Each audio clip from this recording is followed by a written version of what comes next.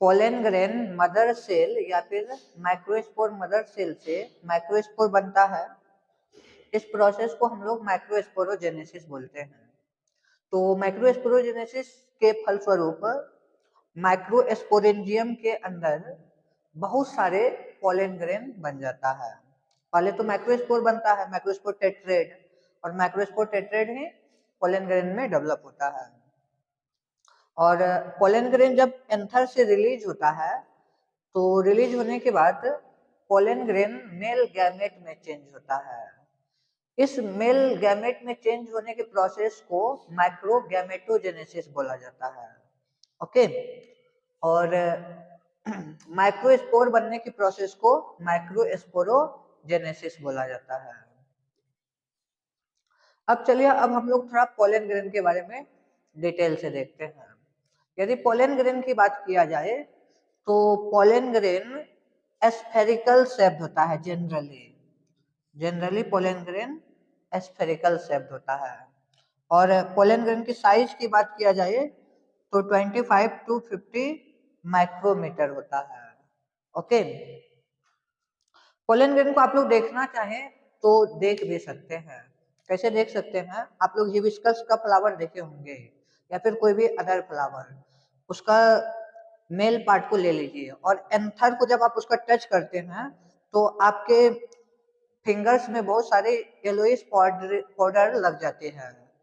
Okay, hibiscus flower या फिर कोई भी फ्लावर के मेल पार्ट्स एंड्रोसियम को जब आप लोग टच करते हैं तो आपके उंगली में बहुत सारे येलोइश पाउडर लग जाते हैं। ये जो येलोइश पाउडर है that is pollen grain. Okay, तो इसको ऑब्जर्व करने का एक तरीका है, एक स्लाइड ले लेंगे आप लोग, ग्लास स्लाइड लेने के बाद इसमें वाटर का ड्रॉपलेट्स डाल देंगे। वाटर ड्रॉपलेट्स डालने के बाद वो जो पोलन ग्रेन आपके फिंगर में लगा उसको यहाँ पे डाल दीजिए और उसके बाद आप लोग माइक्रोस्कोप से ऑब्जर्व करिए तो आप लोग पोलन ग्रेन को देख सकते हैं। आप देखेंगे कि अलग अलग स्पेसीज के पोलन ग्रेन का शेप, साइज, कलर ये सभी डिफरेंट है। ओके, आप देख के आश्चर्यचकित हो जाएंगे। तो कभी आप लोगों को मौका मिले तो आप लोग इस पर एक्सपेरिमेंट कर सकते हैं। अभी आप लोगों ने देखा पोलन ग्रेन जनरली एस्फेरिकल होता है। तो पोलन ग्रेन जनरली एस्फेरिकल होता है और ये दो लेयर वॉल से मिलकर के बना होता है। दो लेयर वॉल मीन्स एक आउटर लेयर होगा और दूसरा इनर लेयर होगा। जो आउटर लेयर होता है इसको एक्जाइन बोला जाता है और इनर लेयर को हम लोग इंटाइन बोलते हैं। तो आउटर लेयर हार्ड होता है, outer layer is hard, that means exine is hard. Hard क्यों होता है? क्योंकि ये स्पोरोपोलेनिन से बना होता है और स्पोरोपोलेनिन अभी तक में मोस्ट रेसिस्टेंट ऑर्गेनिक मटेरियल जाना जाता है। मतलब अभी तक कोई भी ऐसा एंजाइम नहीं है जो कि स्पोरोपोलेनिन को डिजेनरेट कर सके। ओके, तो इसलिए एंजाइम काफी हार्ड होता है, पोलन ग्रेन का आउटर लेयर काफी हार्ड होता है और इसको ये हाई टेम्परेचर, स्ट्रॉन्ग एसिड और अल्कली के साथ भी रह सकता है। यदि हाई टेम्परेचर में भी पोलन ग्रेन को हम लोग रख दें, स्ट्रॉन्ग एसिड में रख दें, स्ट्रॉन्ग अल्कली में रख दें तो भी पोलन ग्रेन रह सकता है, पोलन ग्रेन खराब नहीं होगा। क्यों नहीं होगा? क्योंकि ये स्पोरोपोलेनिन से बना हुआ है। ओके, और sporopollenin is most resistant organic material. Okay, इसलिए इसको हम लोग प्रिजर्व भी कर सकते हैं। पोलन ग्रेन को हम लोग प्रिजर्व भी कर सकते हैं। प्रिजर्व क्यों कर सकते हैं? क्योंकि इसमें स्पोरोपोलेनिन है जो कि मोस्ट रेसिस्टेंट ऑर्गेनिक मटेरियल है और इसको कोई डिग्रेड्स नहीं कर सकता है। कोई भी एंजाइम ऐसा नहीं है जो इसको डिग्रेड कर सके, तो इसलिए हम लोग इसको प्रिजर्व भी कर सकते हैं फॉसिल के रूप में पोलन ग्रेन को। ओके, और यदि इनर लेयर की बात किया जाए तो इनर लेयर इंटाइन से बना हुआ है और इंटाइन सेल्यूलोज और पैक्टिन से बना होता है। पोलन ग्रेन के कुछ जगह ऐसे होते हैं जहां पे स्पोरोपोलेनिन नहीं होता है, और जहाँ पे स्पोरोपोलिन नहीं होता है उसको बोला जाता है जर्म पोर। जर्म पोर का क्या काम होता है? इसी जर्म पोर से पोलन ट्यूब बनता है जिसमें कि मेल गैमेट जाता है और पोलन ट्यूब के थ्रू ही मेल गैमेट फीमेल ओव्यूल में इंटर करता है जिससे कि फर्टिलाइजेशन हो पाता है। तो जर्म पोर पोलन ट्यूब बनने में हेल्प करता है, ओके, फर्टिलाइजेशन के लिए। मैच्योर पोलन ग्रेन दो तरह के हो सकते हैं, एक 3 सेल स्टेज पोलन ग्रेन होता है और दूसरा 2 सेल स्टेज पोलन ग्रेन है। कुछ पोलन ग्रेन ऐसे होते हैं एंजियोस्पर्मिक प्लांट्स में, जितने भी एंजियोस्पर्मिक प्लांट्स होता है उसमें से ज्यादातर ओवर 60% एंजियोस्पर्मिक प्लांट्स में 2 स्टेज पोलन ग्रेन रिलीज होता है, जबकि 40% एंजियोस्पर्मिक प्लांट्स में 3 sailed stage pollen grain release होता है। तो 2 सेल स्टेज पोलन ग्रेन और 3 सेल स्टेज पोलन ग्रेन होता आखिर क्या है? इसमें देखिए पोलन ग्रेन 2 सेल से मिलकर के बना होता है, एक लार्ज सेल होता है और दूसरा स्मॉलर सेल होता है। तो जो लार्ज सेल होता है that is vegetative cell. Vegetative cell bigger cell होता है और इसमें एबोंडेंट फूड मटेरियल्स प्रेजेंट होता है, रिजर्व फूड मटेरियल्स। इसके अलावा इसमें इरेगुलर शेप्ड न्यूक्लियस भी होता है, ओके। और जो स्मॉलर शेप होता है, स्मॉलर सेल वो वेजिटेटिव सेल में ही फ्लॉट कर रहा होता है, वेजिटेटिव सेल में ही फ्लॉट करता है, तो इसको जेनरेटिव सेल बोला जाता है। लार्जर सेल को वेजिटेटिव सेल और स्मॉलर सेल को जेनरेटिव सेल। तो जेनरेटिव सेल वेजिटेटिव सेल में ही तैरता रहता है, ओके।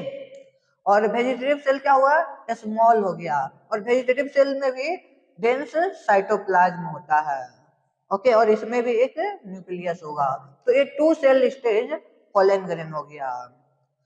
किसी किसी प्लांट में क्या होता है कि ये जो जनरेटिव सेल है इसमें माइटोसिस सेल डिवीजन होता है और माइटोसिस सेल डिवीजन होकर के जनरेटिव सेल भी 2 पार्ट्स में डिवाइड हो जाएगा, 2 सेल बना लेगा, एक वेजिटेटिव सेल और generative cell mitosis cell division करके 2 सेल बना लिया।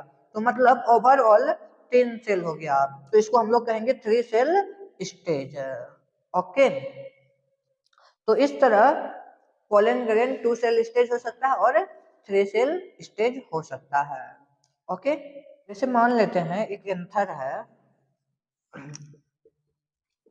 एंथर ग्रेन से पोलन ग्रेन रिलीज हुआ, तो रिलीज होने के बाद क्या तुरंत ये स्टिग्मा में पहुंच जाता है? एंथर से पोलन ग्रेन रिलीज हुआ, क्या तुरंत ये स्टिग्मा में पहुंच जाता है?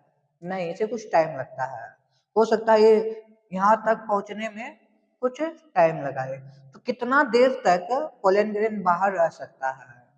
ये जितना भी देर तक पोलन ग्रेन बाहर रह सकता है इसको बोला जाता है viability, viability of pollen grain, okay. तो अलग अलग स्पेसीज के पोलन ग्रेन की वायबिलिटी अलग अलग होता है। जैसे यदि हम लोग बात करें कुछ सीरियल्स, व्हीट और राइस, व्हीट और राइस की वायबिलिटी 30 मिनट्स होता है। मतलब यदि व्हीट है, व्हीट का पोलन ग्रेन निकला और यदि 30 मिनट्स तक स्टिग्मा में नहीं पहुंचा, 30 मिनट्स के बाद पहुंचा, तो फिर पॉलिनेशन नहीं होगा, ओके। स्टिग्मा इसको एक्सेप्ट नहीं करेगी, रिसीव नहीं करेगी, ओके। तो मतलब 30 मिनट्स के अंदर ही व्हीट को स्टिग्मा तक पहुंचना चाहिए, तभी पॉलिनेशन एक्सेप्टेबल होगा, ओके। तो व्हीट और राइस का वायबिलिटी होता है 30 मिनट्स। कुछ कुछ प्लांट्स होते हैं जैसे रेजोनेसी, लेगुमिनोसी, सोलेनेसी, इसके पोलन ग्रेन का वायबिलिटी मंथ तक हो सकता है, मतलब महीनों तक ये यदि ना पहुंचे, महीनों तक, महीनों के बाद यदि पहुंचे तो भी पॉलिनेशन हो सकता है, ओके। और एक चीज देख लीजिए, पोलन ग्रेन को हम लोग स्टोर भी कर सकते हैं। जैसे आप लोग सुने होंगे कि सीमेन स्टोर किया जाता है फर्टिलाइजेशन के लिए, सीमेन स्टोर किया जाता है इन विट्रो फर्टिलाइजेशन के लिए। ओके, आप लोग सुने होंगे कि इन विट्रो फर्टिलाइजेशन में सीमेन की जरूरत होती है और सीमेन को स्टोर करना होता है। जैसे बहुत सारे मेल अपने सीमेन को डोनेट करते हैं ताकि वो काम आ सके इन विट्रो फर्टिलाइजेशन में, तो सीमेन को कहीं ना कहीं स्टोर करता होगा, तो सीमेन को सीमेन बैंक में स्टोर किया जाता है। उसी तरह पोलन ग्रेन को भी स्टोर किया जाता है, तो पोलन ग्रेन को जहां पे स्टोर करेंगे उसको बोलेंगे पोलन बैंक। और पोलन ग्रेन को लिक्विड नाइट्रोजन में स्टोर किया जाता है। लिक्विड नाइट्रोजन में भी -196 डिग्री सेल्सियस में स्टोर किया जाता है। pollen grain can be stored in liquid nitrogen in -196 degree Celsius. This is called pollen bank. Okay. pollen grain की कुछ एडवांटेज होती है और कुछ डिसएडवांटेज भी होता है। तो पहले हम लोग एडवांटेज की बात करते हैं। pollen grain का एडवांटेज क्या होता है? pollen grain न्यूट्रिटिव होता है, मतलब इसमें बहुत सारे न्यूट्रिशन पाया जाता है, तो इसलिए ये फूड सप्लीमेंट के रूप में यूज किया जाता है। आज ये फैशन बन गया है कि पोलन टैबलेट्स लोग फूड सप्लीमेंट के रूप में यूज करते हैं। पोलन टैबलेट्स, और खास करके वेस्टर्न कंट्रीज में तो पोलन टैबलेट शौक से लिया जाता है। ओके, बहुत सारे पोलन टैबलेट्स के वैरायटी आ गए हैं जिसमें कि पोलन ग्रेन का यूज किया जाता है। और ऐसा माना भी जाता है कि कुछ खिलाड़ी जो होते हैं, जैसे जो रेस लगाते हैं, दौड़ते हैं, वो खिलाड़ी पोलन टैबलेट का यूज करके रेस को जीत जाते हैं, जो कि इलीगल है। ओके, तो पोलन टैबलेट का मतलब गलत यूज भी किया जाता है, मिस यूज भी किया जाता है। ओके, तो ये हो गया पोलन ग्रेन का एडवांटेज है। लेकिन आ जाइए अब डिसएडवांटेज देखते हैं। पोलन ग्रेन का डिसएडवांटेज क्या होता है? बहुत सारे पोलन ग्रेन ऐसे होते हैं जो कि एलर्जी काउज करता है, और एलर्जी के साथ साथ ब्रोंकियल डिसऑर्डर भी काउज करता है, ब्रोंकियल इन्फ्लेक्शन भी काउज करता है। ब्रोंकियल इन्फ्लेक्शन मतलब रेस्पिरेटरी प्रॉब्लम काउज करता है। रेस्पिरेटरी प्रॉब्लम मीन्स रेस्पिरेशन में प्रॉब्लम होने लगता है, जैसे अस्थमा काउज करता है, ब्रोंकिटिस काउज करता है। ओके, तो पोलन ग्रेन का ये डिसएडवांटेज है। कुछ पोलन ग्रेन, सभी पोलन ग्रेन नहीं। ओके, और ऐसा बोला जाता है कि जो पार्थेनियम है या फिर कैरोट ग्रास है, कैरोट ग्रास इंडिया में कैसे आया? तो कैरोट ग्रास इंडिया में इंपोर्टेड वीट के साथ आया था एज ए कंटामिनेंट। मतलब वीट का यातायात में, वीट जब बिक्री हो रही थी तो वीट के साथ में इंडिया पार्थेनियम या फिर कैरोट ग्रास आया था एक अपशिष्ट पदार्थ के रूप में। ओके, कंटामिनेंट के रूप में, अशुद्धि के रूप में, अशुद्धि के रूप में कैरोट ग्रास या फिर पार्थेनियम आया था। और कैरोट ग्रास और पार्थेनियम पोलन एलर्जी काउज करता है। ओके, तो this is the disadvantage of pollen grain. ये हो गया कुछ पोलन ग्रेन की कहानी। आज की क्लास हम लोग यहीं पे समाप्त करते हैं। Thank you so much.